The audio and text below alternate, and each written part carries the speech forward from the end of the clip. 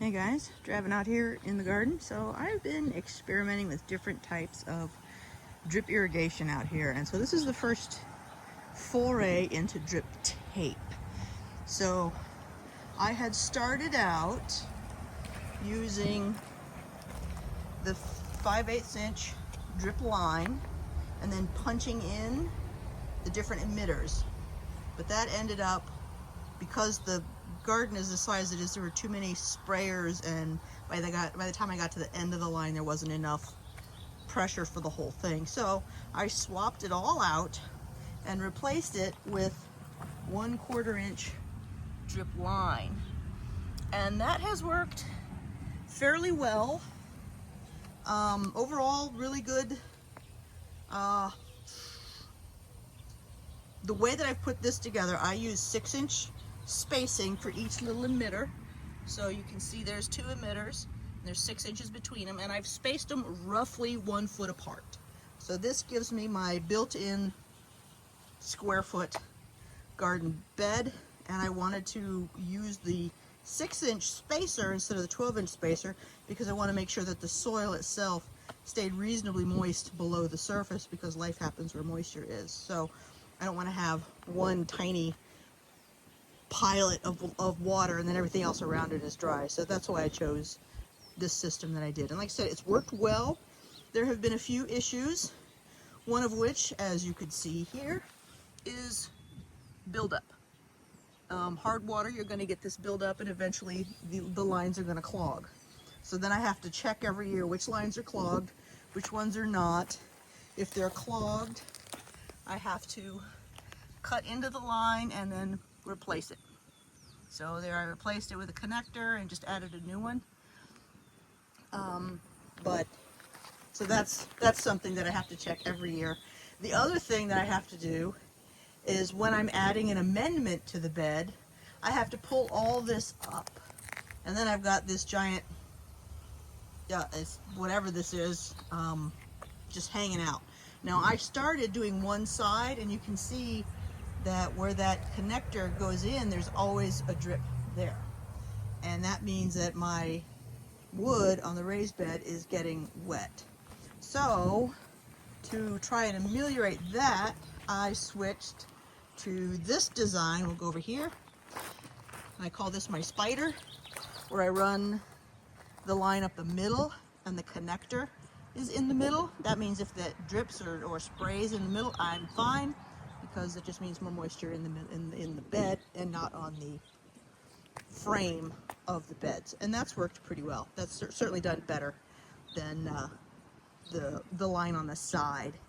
The only thing that the line on the side really allows for is easy connection to a bed like this. So you can see here I've got this line running in and out. It goes under that and then comes up the side and waters this guy too. So but again, when it comes to adding an amendment to this, now I got to deal with all of this stuff, and it doesn't come apart easily. I have not, at this point in time, been able to find a coupler.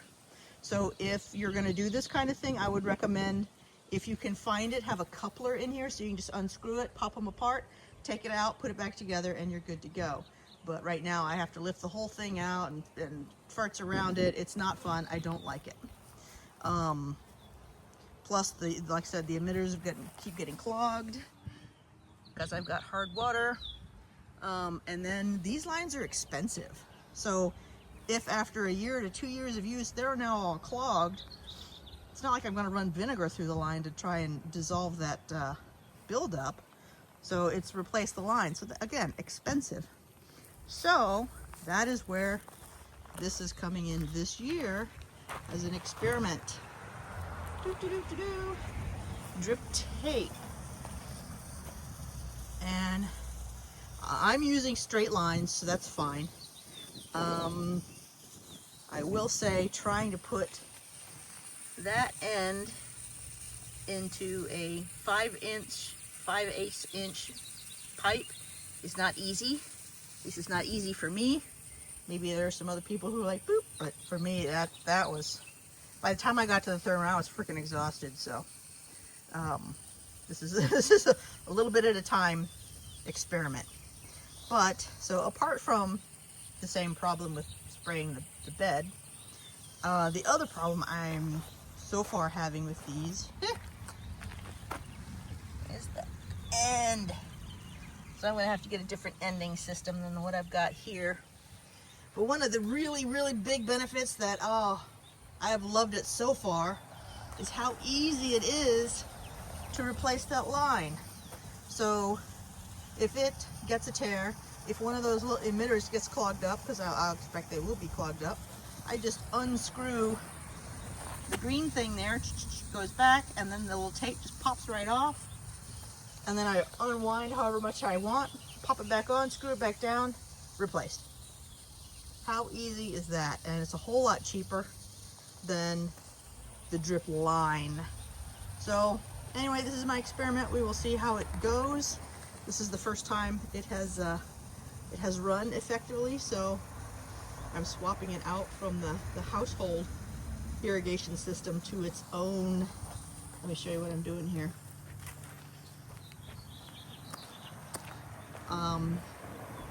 To its very own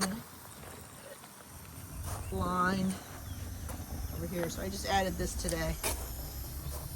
Got to figure out get the water out, but it's a sunrise thing. So I set it for however long I want it to run automatically, and when it gets sun in the morning, it will pop on for however long I want it, and then it'll pop off, and the next day it'll do it again, reset. I love that.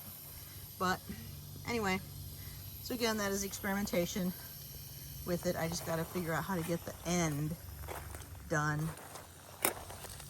I know they make these little end caps that screw on and screw off the same way that the other ones do, the green ones that I showed you there. There's another one for an end piece, so I think I'll probably get those. Oh, and because this tape is super flexible, and I don't have that 1/4 inch line, or that 5/8 inch line all the way down the length of the bed like I do over here.